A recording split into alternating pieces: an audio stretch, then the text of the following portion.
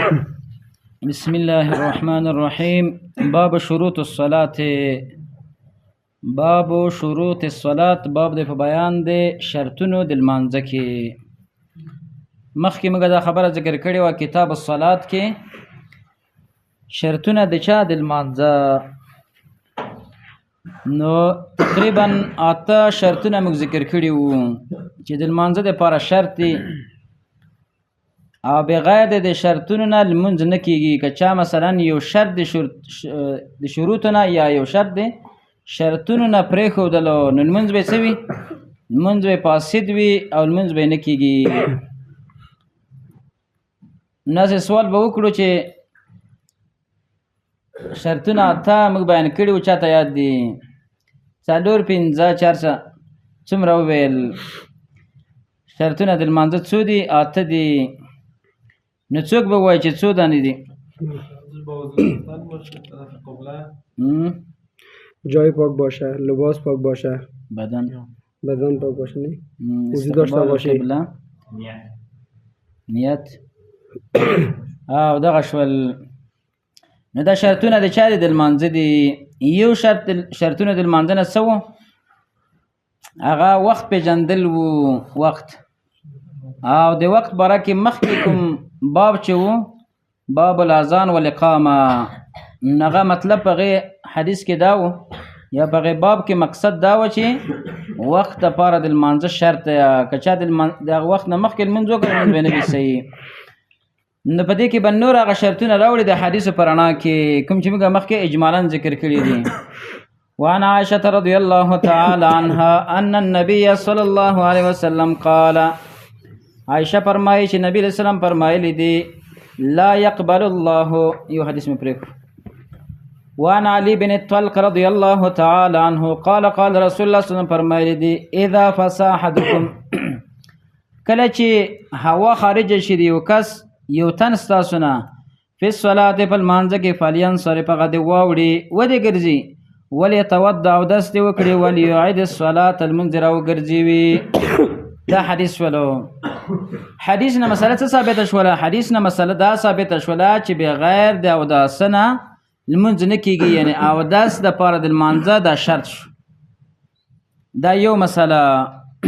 بله مسله دا ده که چېرته مثلا یو چا لمونځ وکړلو او اوداس یې نه و، نو دغه لمونځ به دوباره بیا راګرځوي. دا بله مسله شوله. بله مسله د حدیث نه دا ثابته شوله چې کله یو انسان په لمانځه کې بیا اودس شي او یا داسې وي چې مخکې نه بیا اودس وي او په لمانځه کې ورته رعایت شي چې زه خو بیا اودس یم، اودس مې نشته دی، نو دی به په د لمانځه کې باقي نه پاتې کېږي، بلکې لمونځ به د لمانځه نه به وځي. داسې ووایه لنډ د لمانځه نه به څه کېږي؟ وځي. اوس په د لمانځه کې چې باقي پاتې کېږي نو دا کار حرام دی. بعض علما یې کفر ورته ویلی دی، یعنې بیا اودس لمونځ کول دا څه دی؟ دا کفر دی. په دې کې زما شک و. ملا علی قاری رحمه الله د احنافو نه یو عالم دی، هغې دا خبره ذکر کړې چې دا د کفریاتو نه دی، دا کفر دی. بیا ما شیخ امین الله صاحب ته په هغې وخت کې چې زه ورسره وم طالب العلم، نو ما ورته ویل شیخ صاحب په دې کې څه وجه ده چې دا سړی کفر ته پرې رسېږي چې کله انسان بیا اودس وي لمونځ کوي؟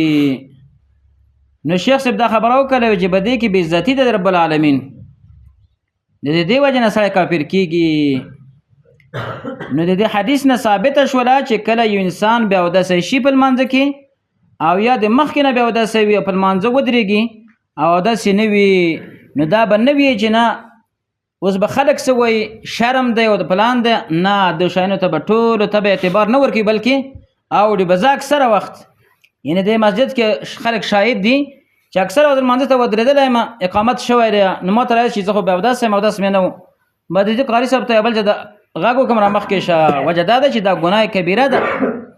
نو په دې وجه باندې به سړی په دې کې بیا دوام نه کوي او دا سړی څه کېږي؟ ګنهګارېږي او بعضې دا خبره کړې ده کافر کېږي. وجه دا ده چې د الله رب العالمین بې عزتي ده، په دې سره د الله بې عزتي کېږي. نو دا مسله ثابته شو. بله مسله دا ثابته شوله چې ټول نواقض دی او داسه حکم د چا دی؟ حکم د دغه دی چې انسان نه هوا خارج شي نو په هغې سره اودس ماتېږي. د نور نواقض هم دغسې دي. بل حدیث راوړي وعن عائشة رضی الله تعالی عنها ان النبي صلى الله عليه وسلم قال لا يقبل الله صلاة حائز الا بخمار. نبی علیہ السلام فرمایلی چې نه قبلوي الله صلاة حائز منځ د یوې زنانه بالغې الا بخمار مگر په چا سره؟ په لوی ټیکري سره، په لوی پړونې سره. پښتو کې ورته پړونه هم وایي او ټیکری هم ورته وایي، لوپاټه هم ورته وایي. پارسی کې ورته شال وایي که نه بلال؟ چی میگه؟ شال. او توفیق چی شد؟ توفیق خیلی درس اشتایی خب فهمیدی؟ شال میگه د چی؟ د پارسی شال میگه. یعنی الله رب العالمین د بالغ زنانه منځ نه قبلوي مگر په چا سره؟ په شال سره. دې حدیث مطلب دا دی چې زنانه به په لمانځه کې خپل عورت پټوي. او دا خبره موږ مخکې کړې وه چې عورت د زنانه د چا نه شروع کېږي؟ د دغې سر د ویښتانو نه شروع او تر پښو پورې دا ټول بدن د زنانه عورت دی. نو زنانه به ټول بدن پټوي. که چېرته د یوې زنانه په د لمانځه کې لږ غوندې ویښتان هم ښکاره شي د زنانه لمونځ به فاسد وي، باطل به وي. الا بخمارن په دلیل شولو. بیا دلته رسول الله صلی الله علیه وسلم څه وفرمایل؟ صلات حائزین یې وفرمایل. حائز نه مراد بالغه زنانه ده او تعبیر یې په دې سره ځکه وکړلو چې د حائز د زنانه د بلوغ علامه ده. د بلوغ علامې څو دي؟ د بلوغ 3 قسم علامې دي. څو؟ 3 قسم علامې دي. یو خدا دی چې تحت العنا یعنی زیر ناپ ویښتان راشنه شي، که هغه د نارینه وي که د زنانه وي دا د بلوغ علامه ده. دویم قسم علامه یې څه شی ده؟ دویم قسم علامه هغه دا ده چې 14 کاله پې تیر شي. 14 لکه امام بخاري رحمه الله دا ثابتوي. عبدالله بن عمر فرمایي ویزه په احد کې ما ځان پیش کړلو رسول الله ته چې ما جهاد ته پرېږده، وی پرې نه ښودلم. بیا مې په احزاب کې پیش کړلو. نغه حدیث بیا امام بخاري دلیل نیولی دی چې نارینه بالغه کې به چا باندې؟ په 14 کلنۍ باندې. دا عام عادت دی.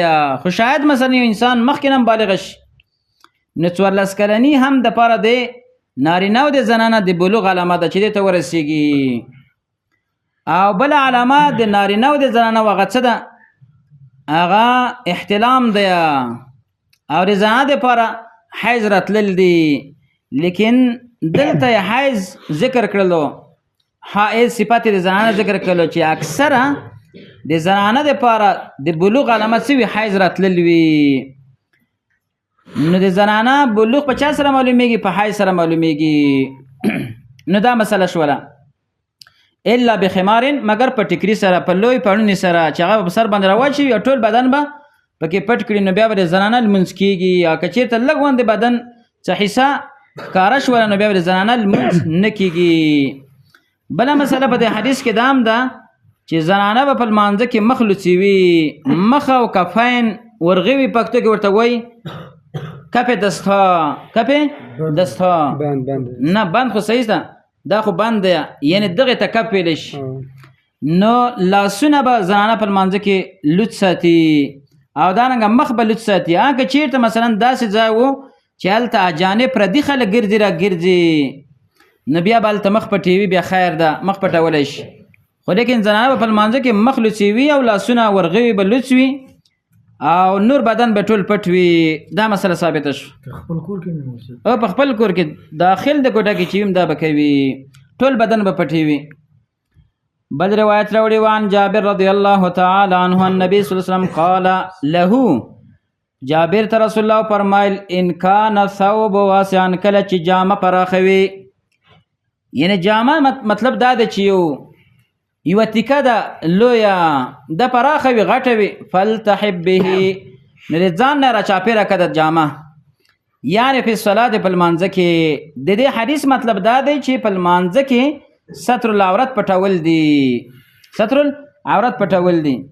مسلم کې راځي فخالف بین طرفیه عدل بدل که عدل بدل بین طرفیه یو طرف او بل طرف کې عدل بدل یعنی مخالفت را ولا و ان کان ضيقا کچیرته وی دغه جامه ضيقا تنگ وی یعنی وړا وی کم وی فتزر به نو تدغن لنګ وه مطلب دلته دا دی کچیرته دغه په خوا وختونو خبره ده په خوا وختونو کې بداس لباسونه ډیر نه ولګه څنګه چې موږ په تاسو په وختونو کې چې لباسونه ډیر دي پراخي د هغه وختونو کې پراخي نه و یو صحابي وړوکه ماشوم وو رسول الله صم د خپل قوم د لپاره امام مقرر کړی وو بیا په دبس به زنانه او نارینه ودرېدل دا به چې کله سجدې ته تللو نو د پرتوګ نه و نو بیا زنانه و دا ویل چې خپل امام عورت ور پټ کړی د بخاري کې روایت راځي یعنی دومره غربت و چې چا به مثلا یو کمیس و پرتوګ به نه و داسې غربتونه به د صحابه او په مخکینیو خلکو باندې راغلي و داسې غربتونه وو نو د دې وجه نه نبی سم فرمایي که چیرته جامه لګوه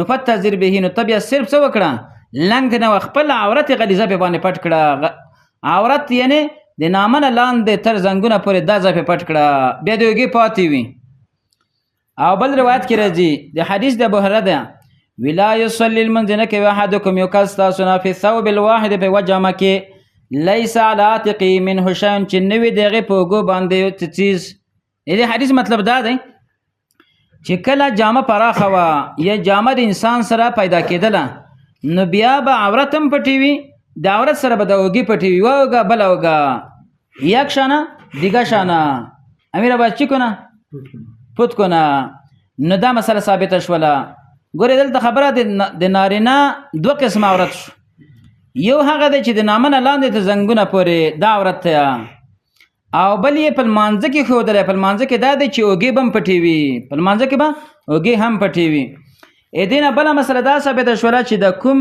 زیرپیرانیانې دي زیرپیراني او هغه څه وي هغه نستونکوتا وي نو په هغې کې لمونځ کېدلی شي ځکه په هغې کې اوږې پټې وي یو بل قسم دی که واسکټي ورته وایه کار څه ورته وایه نو په هغې کې لمونځ نه کېږي او دا کارونه په څه کې کېږي په اوړي کې په دوبي کې په ګرمو ولایتونو یا ګرمو هېوادونو کې خلک ډېر کوي خاص کر په کورونو کې جامې ایستلې کمیس ایستلی وي یوه زیرپیراني وي نو بیا په مغې کې همداسې ودرېږي ما په پېښور کې هم ډېر خلک دغسې لیدلي وو ځکه هلته ازم ګرم ده نو چې جامې به ایستلې په کور کې یو پرتوګ به وه زیرپیراني به وه چې په لمانځه به ودرېدو همغسې به ودرېدلو نو دا مسله باید سړی زده کړي چې اوږې به پټې وي نارینه اگر که مثلا په عامو وختونو کې اوږې پټول نشته د خپل لمانځه کې به اوږې پټې وي دا مسله ثابته شو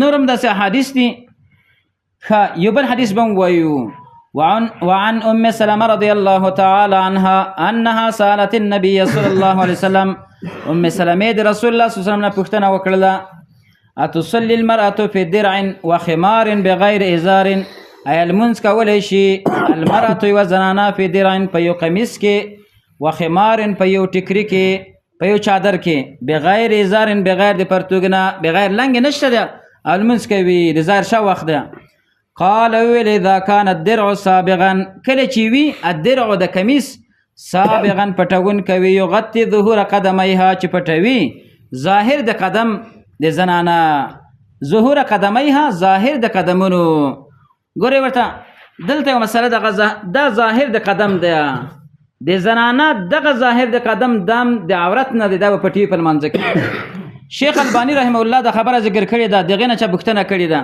نو هغوی ویلي که زنانه دغه ظاهر د قدم څه و لوڅ و نو لمونځ باطل دی او د دې حدیث نه معلومیږي چې لمونځ باطل ځکه چې رسول صلی فرمایي چې کله د یوې زنانه قمیص لوی وي نو دغه ظاهر د قدم به څه کوي پټې وي دا لازم ده ایمان اکثره زنانه دا پوښتنه کوي نو زه ورته وایم چې که قمیص هم اوږد نه و یا هم پرتوګ پایجامه داسې وه چې هغه نه پرې راتللی په دې هغه باندې پر ظاهر د قدم باندې بیا د لمانځه دپاره جرابې اچوئ دا مهمه خبر ده یعنې ډېرې زنانه به د دې حکم نه سوي غافله وي دا کورونه کې دا خبره وکړې سره یعنې زنانه باید په کور کې کوي که لمونځ کوي نو ظاهر د قدم به پټې وي او دا مسله ګوره په دې ملک چا نه ده کړې لیکن په حدیث کې الحمدلله شته ده او علماو په دې باندې قول کړی چې ظاهر د قدم به زنانه په لمانځه کې پټې وي و زموږ اکثره زنانه داسې دي چې هغوی د دې مسلې نه ناخبره دي لمونځ کوي ظاهر د قدم یې ښکاره وي لیکن دا فاسد دی که فاسد نه وي خو خطر خو ډیر شته چې فاسد وي او قیامت کې زنانه پورته شي او ټول منځونه باطل وي څومره د نقصان خبره ده. نو دا مساله باید په کورونه کې وکړی شي. او بله مسله دا ثابته شوله چې زنانه په یو قمیص کې لمونځ کولی شي اگر که مثلا پاجامه نوره نه وي نو په دې کې کولی شي. نو دا مسله ثابته شوله. او بله مسله دا مخکې چې تېره شوله چې زنانه به څه کوي یو لوی چادر په سر باندې راچوي چې د هغې د وجې نه بدن نور هم پټ شي او کمیس به هم وي او ظاهر د قدم پټ شي. نو په دې سره به زنانه لمونځ صحیح وي. اگر که مثلا څوک دا خبره دې نه کوي د چا په ذهن کې دا سوال نه راګرځي که مثلا زنانه په کور کې دننه ده او په کوټه کې دننه ده او په خپل وطاق کې ده هم اجانب هم نشته پردي خلک هم نشته دي بیا هم دغه ستر د عورت د ټول بدن پټول په زنانه واجب دي. ډېر خلک داسې ناپوهه خلک هغه دا فکر کوي چې نه مثلا دا به شاید بیرون دغسې کار وي دننه به په کوټه کې خیر ده. نه الله رب العالمین لحاظ او د الله نه حیا کول دا لازم دي. الله رب العالمین دې موږ تاسو ته په دې باندې د عمل کولو توفیق را نصیب وګرځي. وبالله تعالی التوفیق.